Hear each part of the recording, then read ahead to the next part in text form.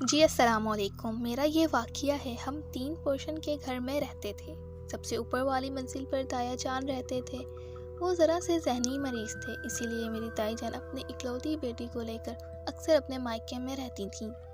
تایا گھر سے اکثر کہیں باہر گھومتے پھرتے رہتے اور اپنے روم کا تالا بھی لگا کر نہیں جاتے تھے۔ میں ایک دن ان کے کمرے میں چلی گئی۔ وہاں مجھے عملیات کی ایک کتاب ملی۔ وہ میں نے شوقیہ ہی پڑھنے کے لیے اٹھا لی۔ یہ بات میرے بھائی کو پتہ چل گئی تھی۔ میں نے وہ کتاب اسکول بیگ میں رکھ لی۔ مجھے اس کتاب کی سمجھ تو نہ آتی تھی، پر یہ معلوم تھا کہ اس کو پڑھنے سے جن حاضر ہو جاتے ہیں۔ امی نے مجھے بلایا اور بہت ڈانٹا۔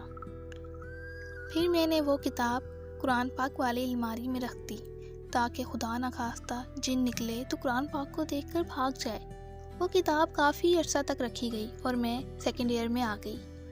پھر میں نے فیصلہ کر لیا کہ اب تو جن سے ملاقات کرنی ہی کرنی ہے۔ میں نے وہ کتاب نکالی اور اس کو کھول کر پڑھنا شروع کر دیا۔ اس میں کئی طریقے لکھے تھے، جیسے کہ الو کی چربی، ہرن کا سر اور شیر کا گوشت، فلاں منتر پڑھیں، یہ پڑھیں، وہ پڑھیں، فلانا ڈھمکانا۔ پھر مجھے اس میں سے ایک وظیفہ سمجھ آ گیا۔ پھر میں نے ایک وظیفے کا انتخاب کیا جو کرنے سے تیسرے دن جن حاضر ہو جاتا ہے۔ میں نے امی کو کہا کہ جمعے کی چھٹی کر کے پیر کو ہونے والے ٹیسٹ کی تیاری کرنی ہے۔ جھوٹ بولنا پڑا کیونکہ اصل مقصد تو جن کو بلانا تھا۔ میں نے جمعے کو وظیفہ کیا رات کو، پھر اگلی رات ہفتے کو وظیفہ کیا۔ اسی رات میں نے خواب میں کیا دیکھا کہ ایک خوفناک چیز میرے پاس آنے کی کوشش کر رہی ہے۔